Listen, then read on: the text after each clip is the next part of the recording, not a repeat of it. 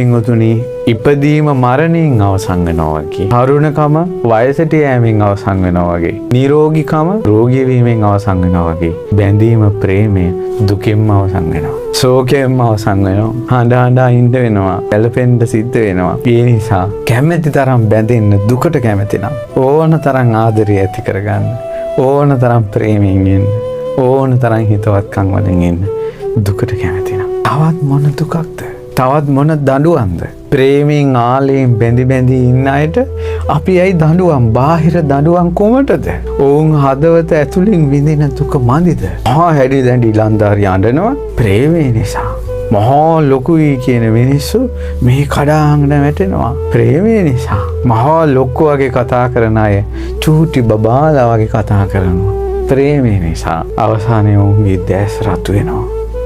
ඇස් වලින් රූරා කඳුළු වැටෙනවා ප්‍රේමය නිසා.